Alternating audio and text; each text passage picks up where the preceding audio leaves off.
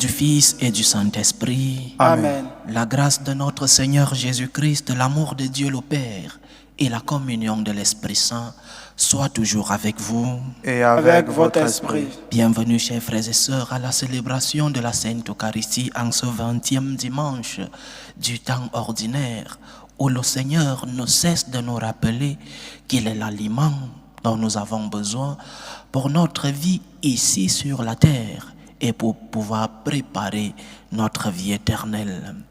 Il est le pain de la vie.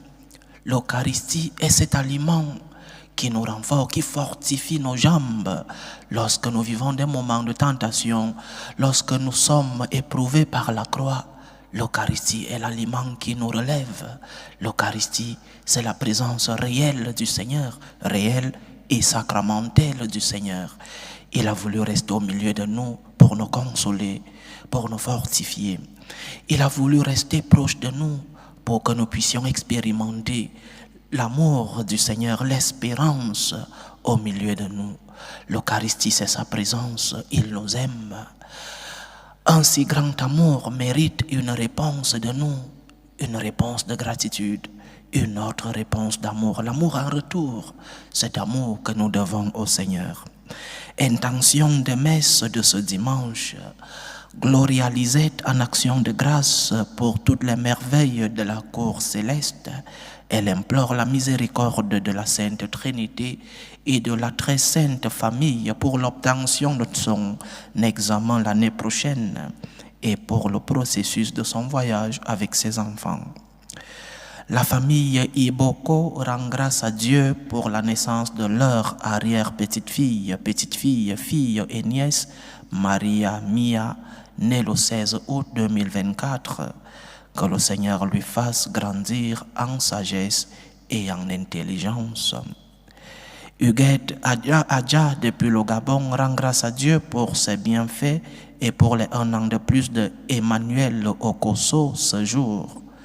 Pour lui, sagesse et intelligence par l'intercession de la Vierge Marie. Adeline Soudré, en action de grâce au Seigneur pour les grâces reçues. Stéphanie Tchassa rend grâce au Seigneur et à la Vierge Marie pour la restauration de son couple après 20 ans de séparation. Hélène, depuis le Cameroun, en action de grâce au Seigneur pour les bienfaits et pour le repos des âmes, elle implore la miséricorde du Seigneur, les âmes de Martin Kenyé, de Marie Achouna, de François Ndokmo, de Ismaël, de Yann et de André.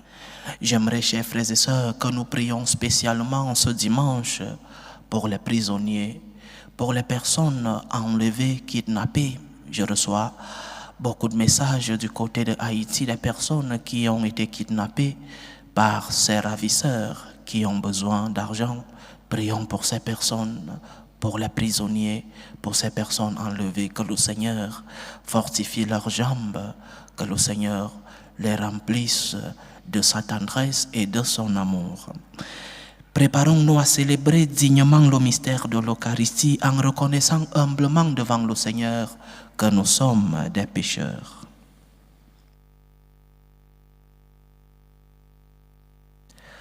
Je confesse à Dieu Tout-Puissant, Je reconnais devant vous, frères et sœurs, que j'ai péché en pensée, en parole, par action et par omission. Oui, j'ai vraiment péché. C'est pourquoi je supplie la bienheureuse Vierge Marie, les anges et tous les saints, et vous aussi, frères et sœurs, de prier pour moi le Seigneur notre Dieu. que Dieu Tout-Puissant nous fasse miséricorde, qu'il nous pardonne nos péchés et nous conduise à la vie éternelle. Amen. Seigneur, prends pitié. Seigneur, prends pitié. Ô Christ, prends pitié. Ô Christ, prends pitié. Seigneur, prends pitié. Seigneur, prends pitié. Gloire à Dieu au plus haut des cieux Et paix sur la terre aux hommes qu'il aime. Nous te louons, nous te bénissons, nous t'adorons. Nous te glorifions, nous te rendons grâce pour ton immense gloire.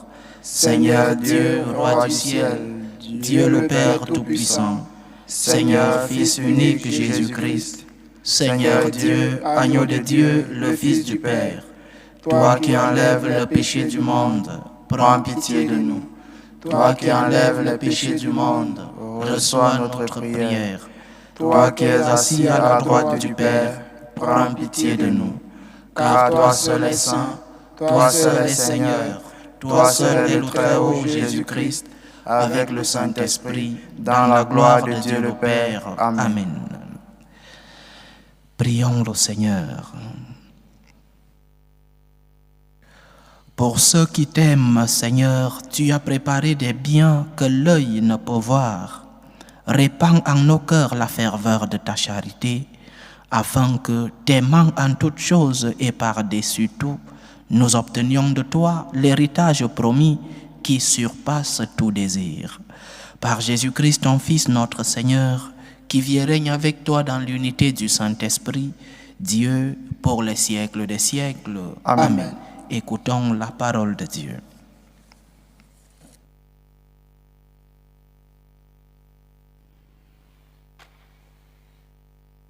Lecture du livre des Proverbes. La sagesse a bâti sa maison. Elle a taillé 7 colonnes. Elle a tué ses bêtes et préparé son vin, puis a dressé la table. Elle a envoyé ses servantes et la paix sur les hauteurs de la cité. Vous, étourdis, passez par ici.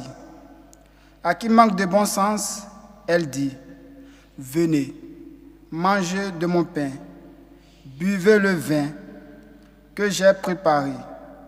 Quittez les touderies et vous vivrez. Prenez le chemin de l'intelligence. Parole du Seigneur.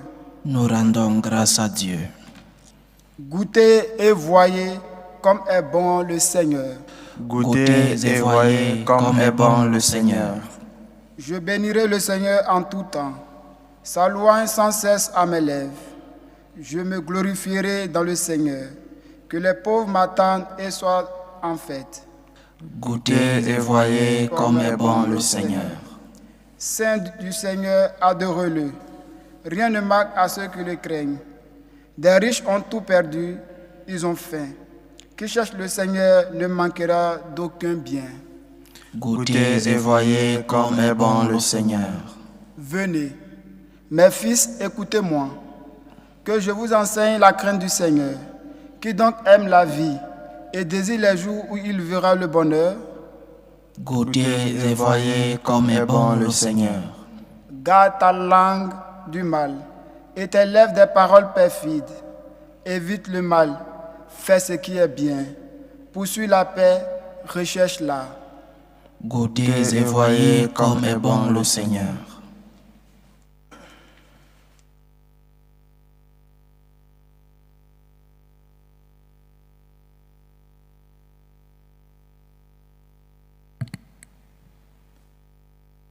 Deuxième lecture. Lecture de la lettre de Saint Paul apôtre aux Éphésiens. Frères, prenez bien garde de votre conduite. Vivez pas comme des fous, mais comme des sages. Tirez parti du temps présent, car nous traversons des jours mauvais. Ne soyez pas donc insensés, mais comprenez bien quelle est la volonté du Seigneur. Ne vous enivrez pas de vin, car il porte à l'inconduite. Soyez plutôt remplis de l'Esprit Saint. Dites entre vous des psaumes, des hymnes et des chants inspirés. Chantez le Seigneur, célébrez-le de tout votre cœur.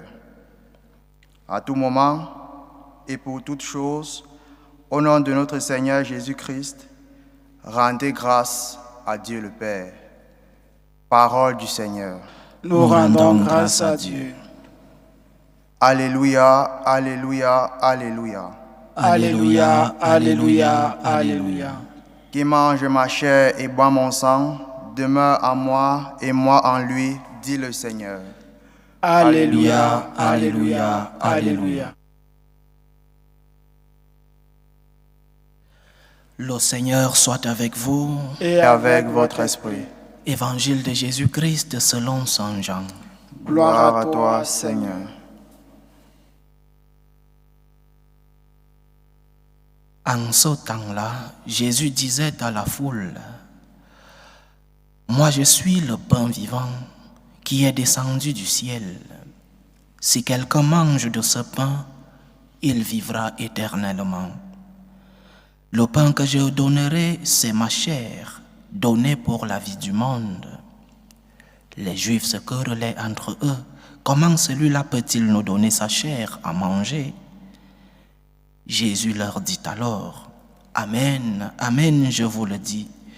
Si vous ne mangez pas la chair du Fils de l'homme, et si vous ne buvez pas son sang, vous n'avez pas la vie en vous. Celui qui mange ma chair et boit mon sang a la vie éternelle. Et moi je le ressusciterai au dernier jour. En effet, ma chair est la vraie nourriture, et mon sang est la vraie boisson. Celui qui mange ma chair et boit mon sang demeure en moi, et moi je demeure en lui. De même que le Père qui est vivant m'a envoyé, et que moi je vis par le Père, de même celui qui me mange, lui aussi, vivra par moi. Tel est le pain qui est descendu du ciel. Il n'est pas comme celui que les pères ont mangé. Eux, ils sont morts. Celui qui mange ce pain vivra éternellement. » Acclamons la parole de Dieu. Louange à toi, Seigneur Jésus.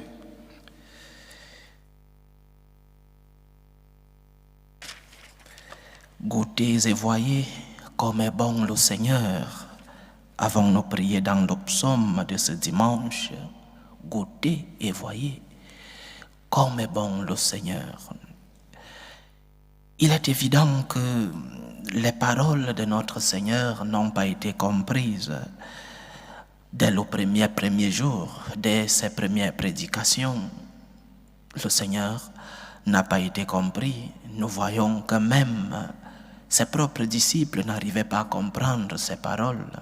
Et combien de fois ceux qui n'étaient pas dans son intimité, aujourd'hui par exemple, les Juifs se querellent et se demandent, mais celui-ci va nous faire manger son corps et nous boire son sang.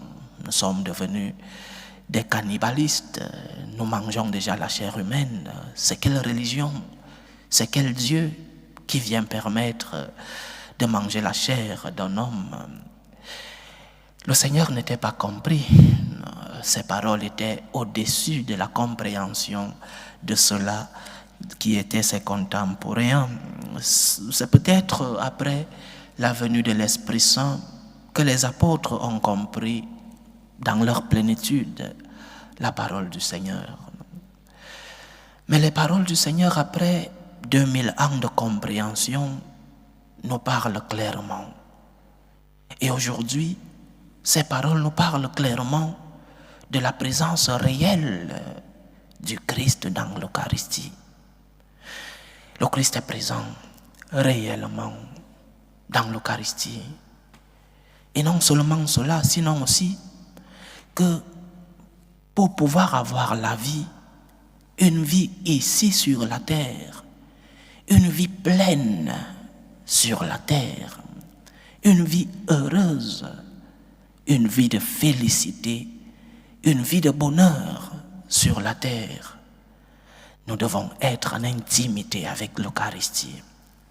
Si nous voyons l'Eucharistie comme un symbole, comme si le Christ aurait dit « Prenez et mangez-en tous, car ceci est comme si c'était mon corps », alors nous n'entrerons pas dans l'intimité avec l'Eucharistie.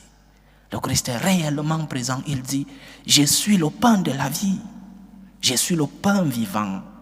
Un morceau de pain normal n'est pas vivant. Un morceau de pain sur ta table n'est pas vivant. Un morceau de pain, même à l'autel du Seigneur, n'est pas vivant. Le Christ est présent, il est vivant dans l'Eucharistie. Présence réelle et sacramentelle, vu que c'est un sacrement, signe visible de la grâce invisible de Dieu. Donc le Christ est réellement présent. Et c'est lorsque nous comprenons cette présence réelle que nous pourrons entrer en intimité avec le Seigneur présent au milieu de nous. Celui qui mange ma chair et boit mon sang a la vie ici sur la terre et à la vie éternelle. L'Eucharistie, c'est une semence qui nous prépare la vie éternelle, mais une semence vivante déjà sur la terre. Lorsque nous sommes en intimité avec l'Eucharistie, lorsque nous sommes en communion avec ce Christ présent au milieu de nous, je répète, nous expérimentons cette félicité sur la terre. Nous expérimentons ce bonheur sur la terre, cette plénitude du Seigneur en nous ici sur la terre, et nous préparons une place pour la vie éternelle. Je crois que c'est cela le point de départ de notre foi en l'Eucharistie, la présence réelle du Seigneur, et que cette présence réelle n'est pas une présence inutile, elle n'est pas une présence inefficace, ni une présence inopérante, sinon au contraire, cette présence nous fait de lui. Nous nous transformons, nous nous identifions en le Christ présent dans l'Eucharistie. Cette présence nous assimile à lui, c'est-à-dire que cette présence nous aide à être avec lui, à entrer dans les profondeurs du mystère divin, à vivre avec lui, à être comme lui, c'est-à-dire à vivre pour toujours, vivre ici sur la terre et vivre avec lui lorsque notre pèlerinage sur la terre aura arrivé à sa fin. Donc, présence réelle, c'est le point de départ. Si nous ne comprenons pas que le Christ est présent réellement dans l'Eucharistie, alors notre présence dans les célébrations n'a pas un sens. Ce serait comme aller dans une salle de cinéma et mettre un film sur l'Eucharistie, ou alors mettre, je ne sais pas, à la maison un morceau de pain sur la table. Le Christ est réellement présent dans l'Eucharistie, et c'est cette présence qui nous attire. C'est cette présence qui nous fait ouvrir les portes du temple.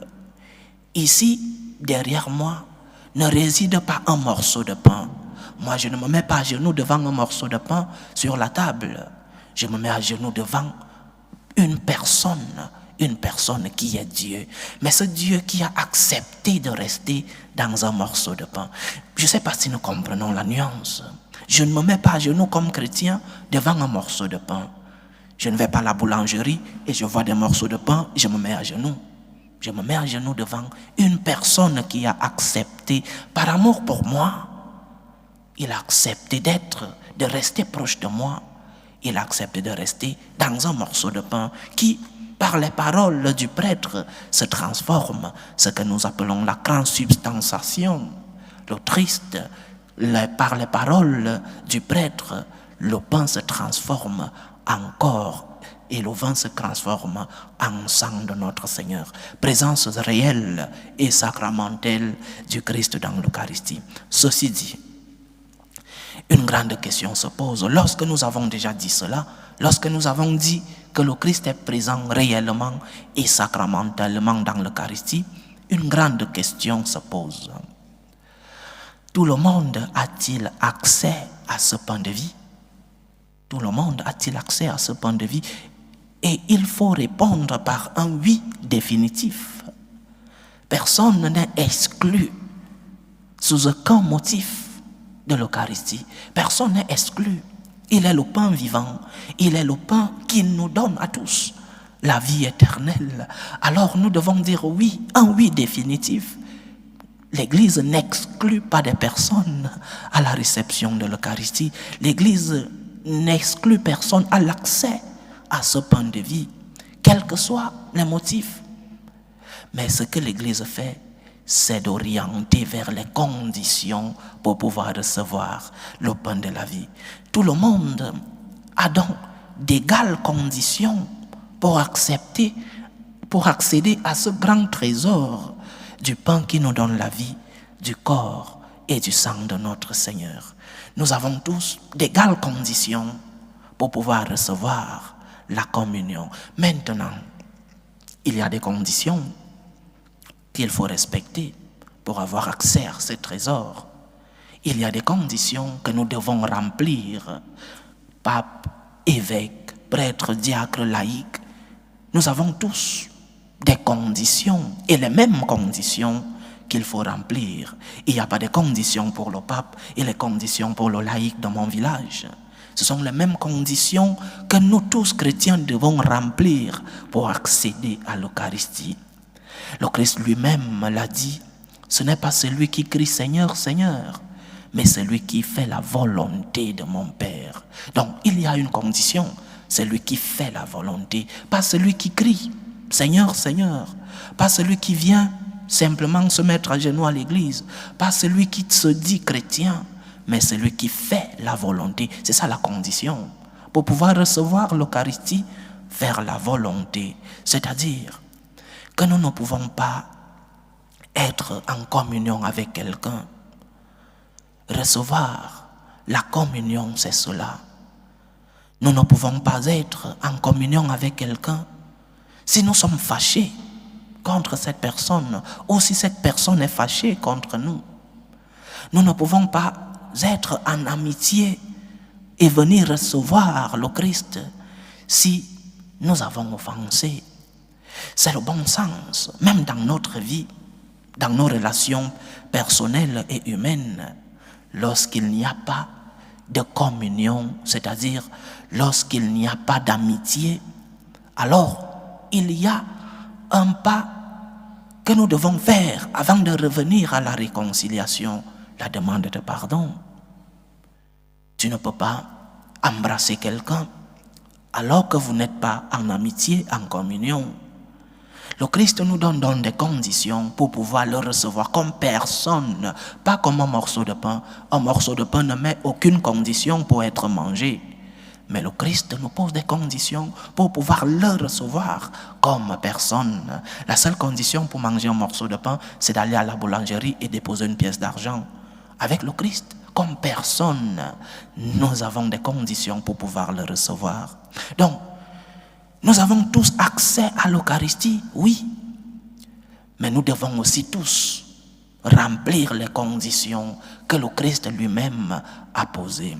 C'est-à-dire que nous ne pouvons pas recevoir le Christ si nous sommes en désunion avec lui, si nous offensons le Christ, si nous sommes en situation de péché. Il n'y a pas de communion lorsqu'il y a offense. Je répète, même dans nos relations personnelles, il n'y a pas de communion lorsqu'il y a offense. Nous avons rompu la communion et donc en rompant cette communion, nous ne pouvons pas recevoir le corps et le sang du Christ. La communion ne peut donc être donnée qu'à ceux qui sont en communion avec le Seigneur, avec la personne réelle qu'est le Christ. Si tu as droit à déposer ta pièce à la boulangerie et de recevoir un morceau de pain, tu n'as pas le droit de venir parce que tu as donné une pièce à la quête et de recevoir la communion. Le Christ est une personne et le Christ a posé des conditions pour que tu puisses le recevoir. Donc, nous avons tous accès à la communion, oui, mais nous avons tous reçu des conditions pour pouvoir avoir accès à cette personne qui est notre Seigneur et qui est resté par amour pour nous. Et si nous aimons vraiment le Christ, si nous aimons vraiment Dieu, nous ne nous approchons pas vers lui en sachant que nous l'avons offensé. Nous n'allons pas recevoir quelqu'un alors que nous sommes en inimitié avec lui.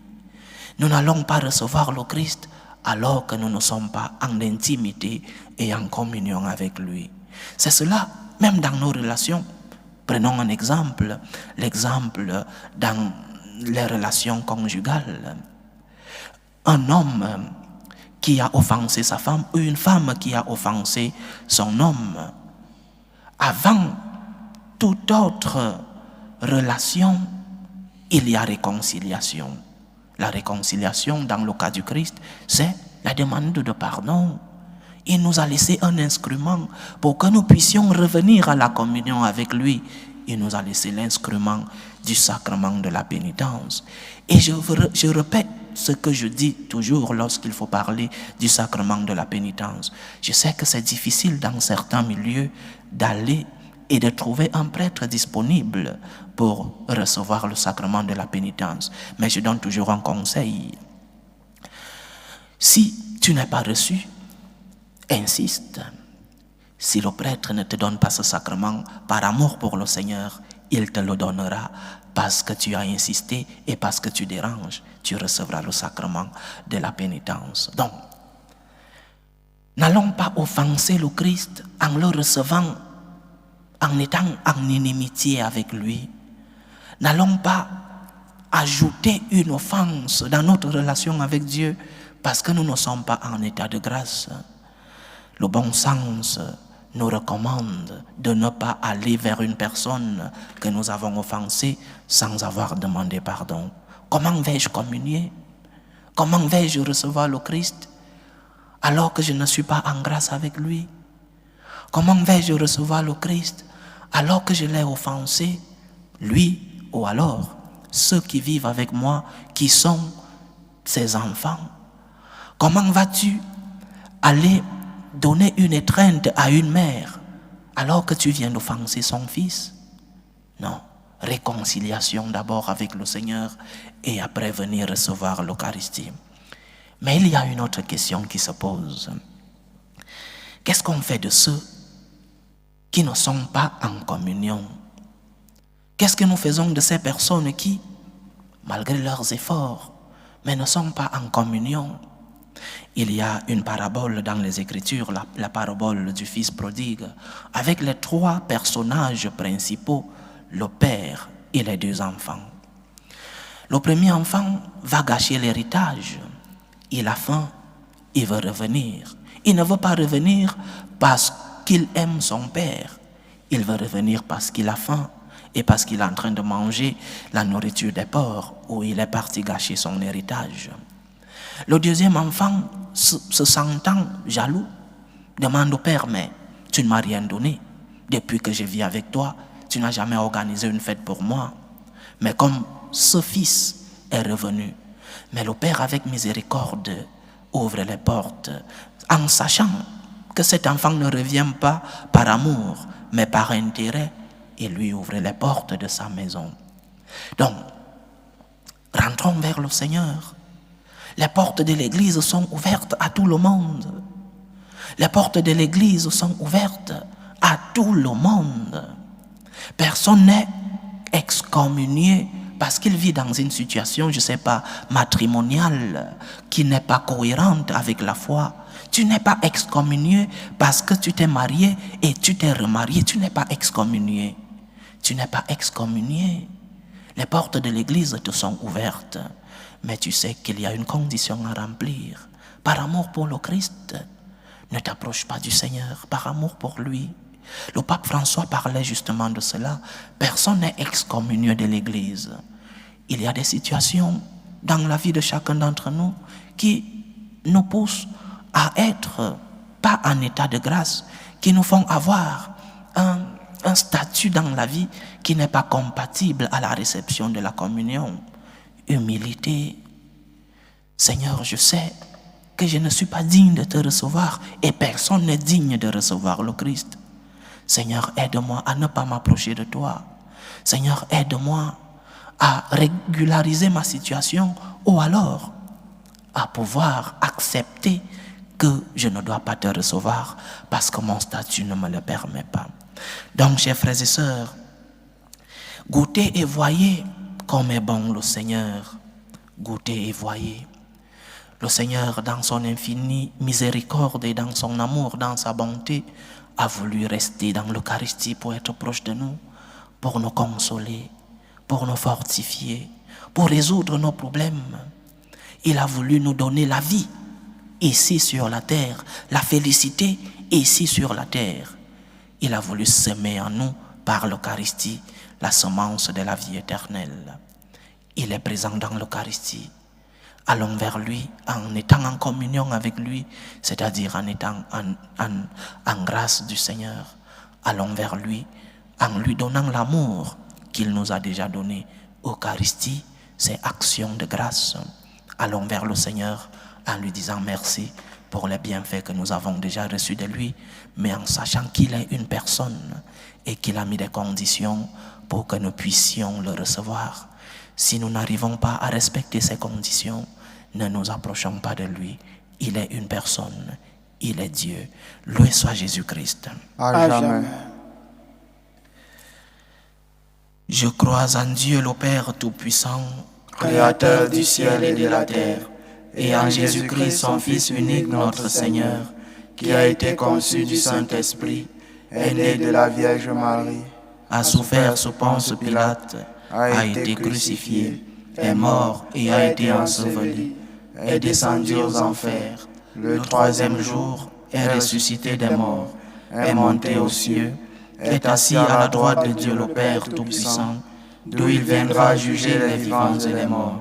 Je crois à l'Esprit Saint, à la Sainte Église catholique, à la communion des saints, à la rémission des péchés, à la résurrection de la chair et à la vie éternelle. Amen. Dieu veut que tous les hommes soient sauvés et parviennent à la connaissance de la vérité. Prions le Seigneur pour la Sainte Église. Prions pour le pape, pour les évêques, les prêtres et les diacres. Prions pour que l'Église soit instrument de la présence réelle du Seigneur au milieu de nous. Prions le Seigneur. Seigneur, écoute et prends pitié. Prions pour la paix dans le monde, pour la paix dans nos cœurs, pour la paix dans nos familles, pour que finisse tout germe de violence, pour que finissent les tensions, les guerres dans nos familles. Prions le Seigneur. Seigneur, écoute et prends pitié. Prions pour les vocations dans la vie consacrée et dans la vie sacerdotale, pour que le Seigneur, qui est le maître de la moisson, envoie des ouvriers fidèles dans sa vigne. Prions le Seigneur. Seigneur, écoute et prends pitié. Prions pour tous ceux qui vivent des situations de tristesse, des moments d'angoisse, des moments de croix qui pèsent. Prions pour les malades de nos familles.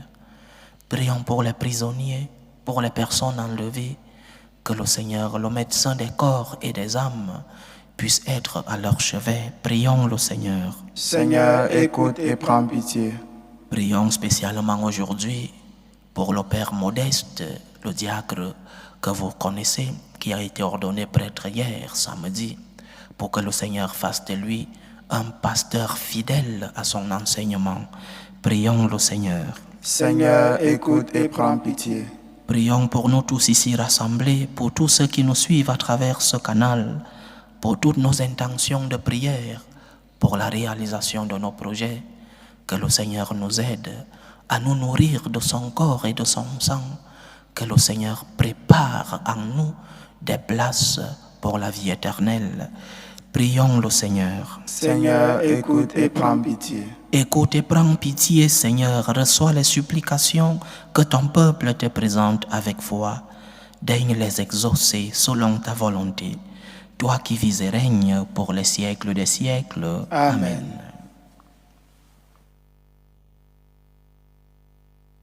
Tu es béni, Seigneur, Dieu de l'univers. Nous avons reçu de ta bonté le pain que nous te présentons, fruit de la terre et du travail des hommes. Il deviendra pour nous le pain de la vie. Béni soit Dieu maintenant et toujours. Tu es béni, Seigneur, Dieu de l'univers. Nous avons reçu de ta bonté le vin que nous te présentons, fruit de la vigne et du travail des hommes. Il deviendra pour nous le vin du royaume éternel. Béni soit Dieu maintenant et toujours.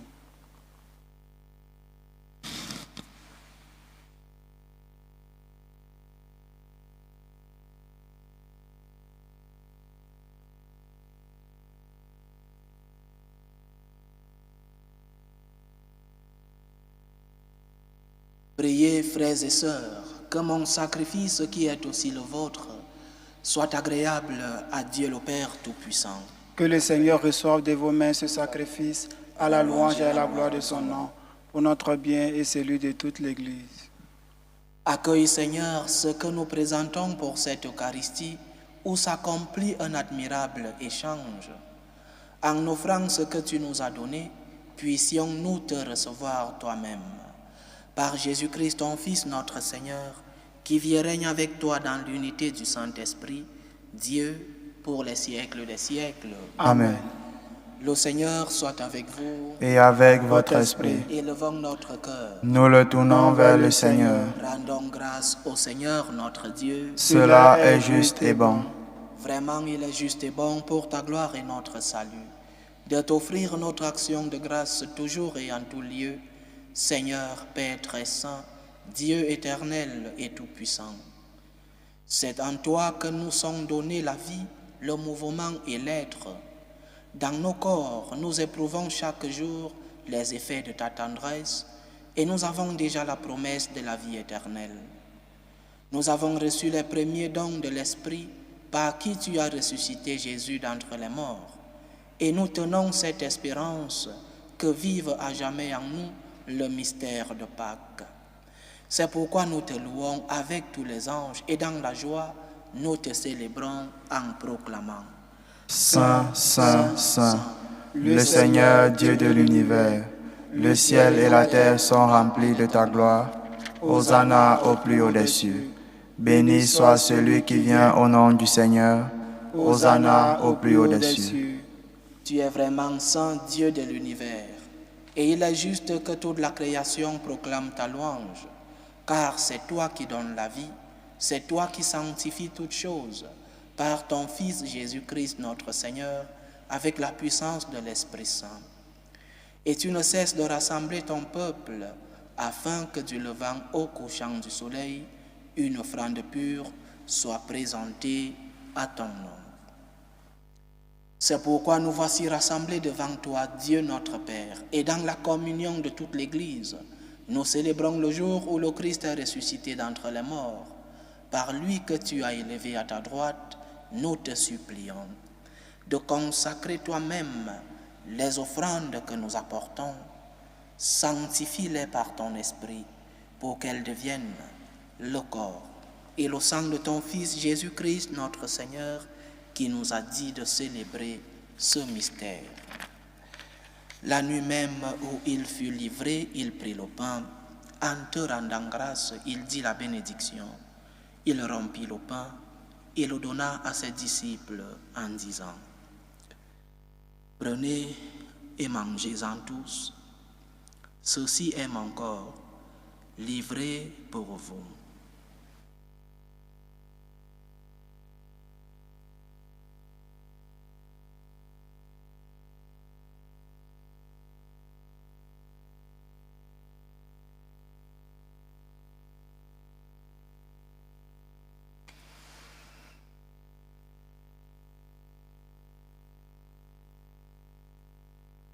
De même, après le repas, il prit la coupe.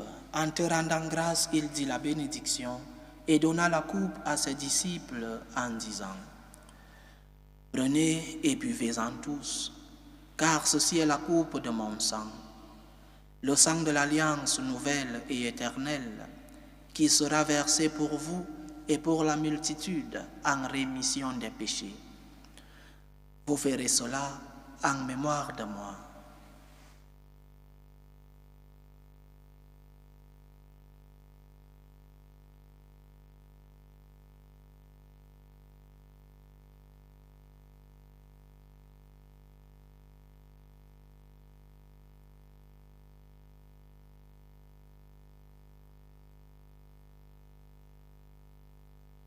Il est grand le mystère de la foi. Nous annonçons ta mort, Seigneur Jésus. Nous proclamons ta résurrection. Nous attendons ta venue dans la gloire. En faisant ainsi mémoire de ton Fils, de sa passion qui nous sauve, de sa glorieuse résurrection et de son ascension dans le ciel, alors que nous attendons son dernier avènement, nous t'offrons, Seigneur, en action de grâce, ce sacrifice vivant et saint. Regarde, nous t'en prions, l'oblation de ton Église, et daigne y reconnaître ton Fils, que selon ta volonté s'est offert en sacrifice pour nous réconcilier avec toi. Quand nous serons nourris de son corps et de son sang et remplis de l'Esprit Saint, accorde-nous d'être un seul corps et un seul esprit dans le Christ. Que l'Esprit Saint fasse de nous une éternelle offrande à ta gloire, pour que nous obtenions un jour l'héritage promis avec tes élus, en premier lieu, la bienheureuse Vierge Marie, Mère de Dieu, avec Saint Joseph son époux, les bienheureux apôtres, les glorieux martyrs, Sainte Hélène et tous les saints qui ne cessent d'intercéder auprès de toi et nous assurent de ton secours. Et maintenant nous te supplions, Seigneur, par le sacrifice qui nous réconcilie avec toi, étends au monde entier le salut et la paix. Affermis ton Église en pèlerinage sur la terre, dans la foi et la charité, en union avec ton serviteur, notre pape François, notre évêque Rossé, l'ensemble des évêques, les prêtres, les diacres et tout le peuple que tu as racheté. Écoute en ta bonté les prières de ta famille que tu as voulu rassembler devant toi.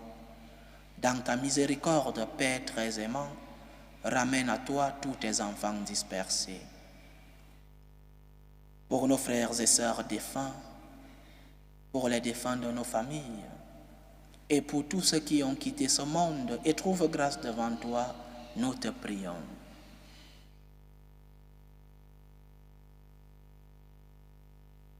Accueille-les dans ton royaume, où nous espérons être comblés de ta gloire, tous ensemble et pour l'éternité, par le Christ notre Seigneur, par qui tu donnes au monde toute grâce et tout bien.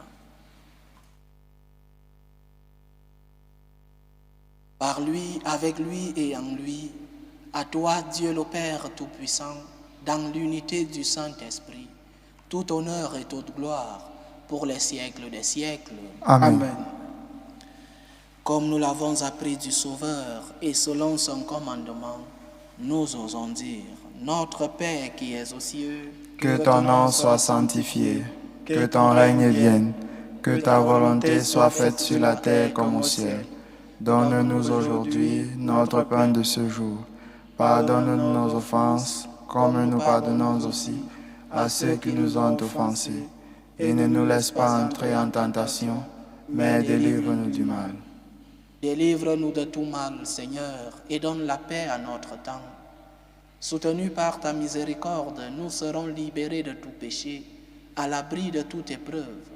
Nous qui attendons que se réalise cette bienheureuse espérance, l'avènement de Jésus-Christ, notre Sauveur. Car c'est à toi qu'appartiennent le règne, la puissance et la gloire pour les siècles des siècles. Seigneur Jésus-Christ, tu as dit à tes apôtres, je vous laisse la paix, je vous donne ma paix. Ne regarde pas nos péchés, mais la foi de ton Église. Pour que ta volonté s'accomplisse, donne-lui toujours cette paix et conduis-la vers l'unité parfaite. Toi qui vis et règnes pour les siècles des siècles. Amen. Que la paix du Seigneur soit toujours avec vous. Et avec votre esprit. Dans la charité du Christ, donnez-vous la paix.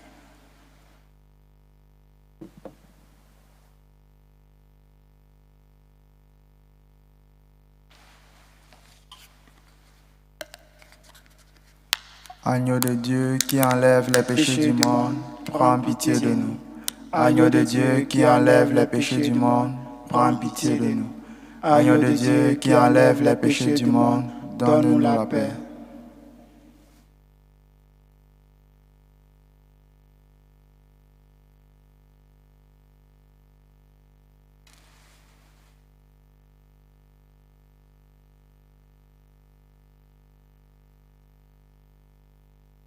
Voici l'agneau de Dieu.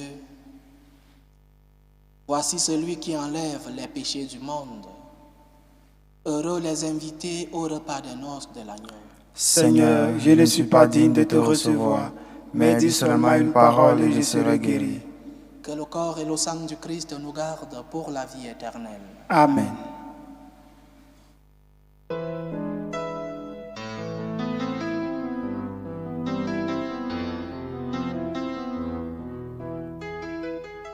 Communion spirituelle.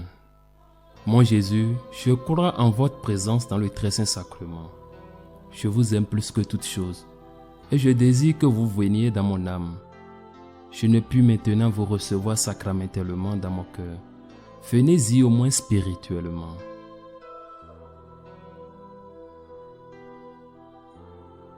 Je vous embrasse comme si vous étiez déjà venu et je m'unis à vous tout entier. Ne permettez pas que j'aie jamais le malheur de me séparer de vous. Amen.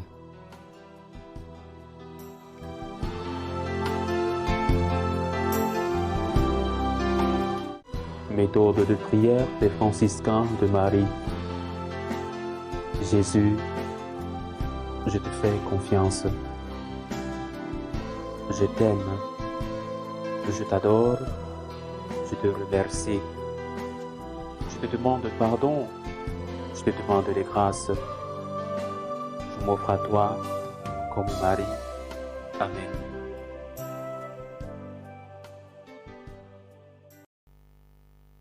Achevons notre prière. Par cette Eucharistie, Seigneur, tu nous as unis davantage au Christ et nous te supplions encore.